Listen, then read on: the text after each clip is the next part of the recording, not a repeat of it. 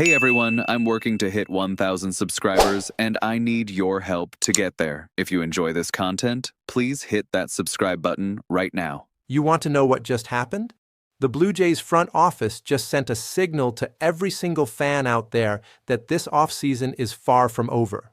Ross Atkins sat down with the media today, and let me tell you, if you've been following this team for years, you know when something feels different. This feels different. We're going to break down exactly what was said, what it means, and why you should be paying very close attention to what happens next.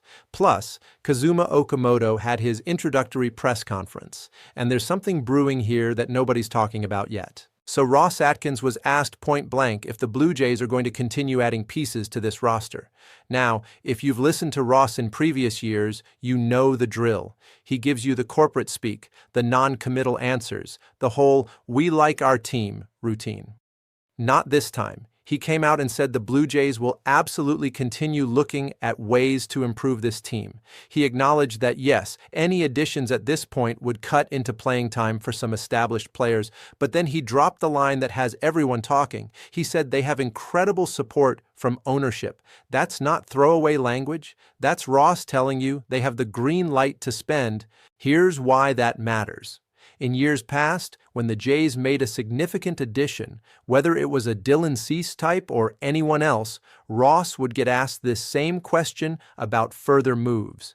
His answer would always circle back to the same theme. He'd dance around it, give you some platitudes, and then essentially say the team is in a good spot, and they're probably done unless something unforeseen comes up. That was the signal that the spending was over. He did not say that today. In fact, he said the complete opposite.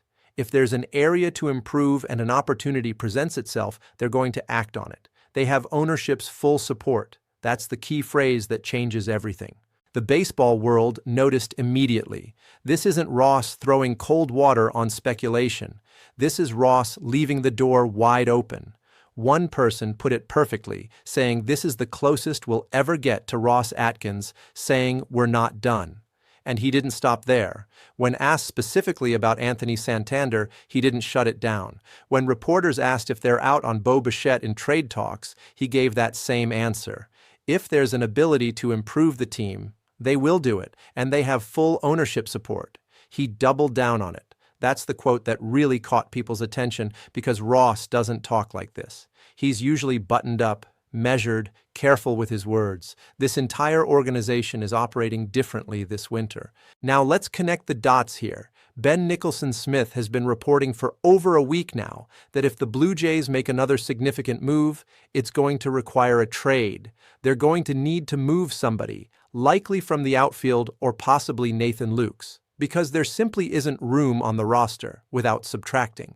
Ross essentially confirmed that today when he mentioned that additions would mean taking away playing time. The writing is on the wall. A trade is coming if another big piece gets added.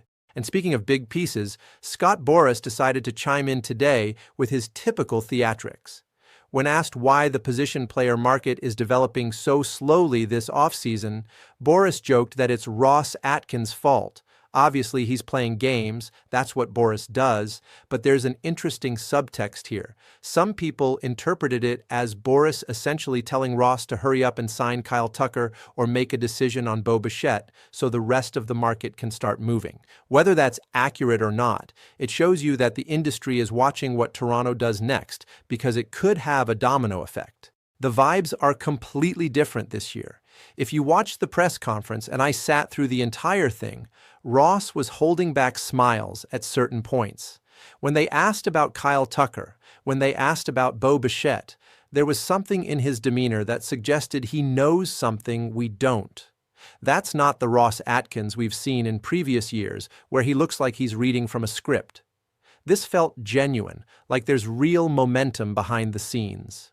And then there's the reporting. Robert Murray came out yesterday saying the Blue Jays are seriously in on both Kyle Tucker and Bichette. He also reported that Tucker himself is interested in Toronto. You've got Bob Nightingale and other credible reporters echoing similar sentiments. The Mets, who everyone assumed would be all over Tucker, reportedly aren't as aggressive as people thought. That opens the door even wider for Toronto. When you combine all of that with what Ross said today about having ownership support, you start to see a clearer picture. This front office has permission to go big, and they're actively working on it. Now let's talk about Kazuma Okamoto because his press conference was genuinely great. He was asked about his decision to join Toronto, and he gave the expected answers about loving the city and being excited about the team.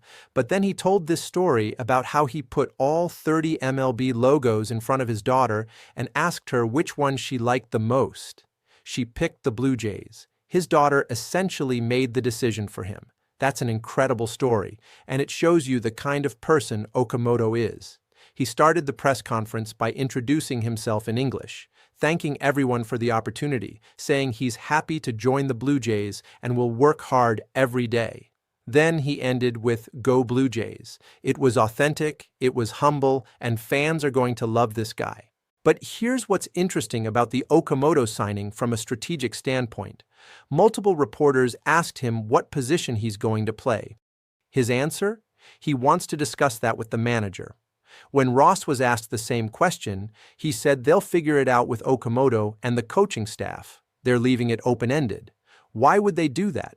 Because they're still in active negotiations for either an outfielder or a middle infielder. If they land Kyle Tucker, Okamoto's position becomes clearer. If they land Bichette, same thing. They're keeping their options flexible because they know another move is likely coming. Everything is pointing in one direction. The front office has the financial backing. The interest from players is there. The roster construction suggests a trade is coming to make room.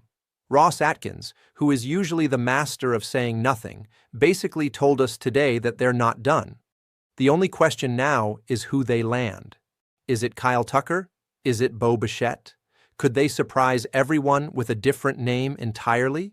We don't know yet, but for the first time in a while, it feels like this organization is genuinely going for it.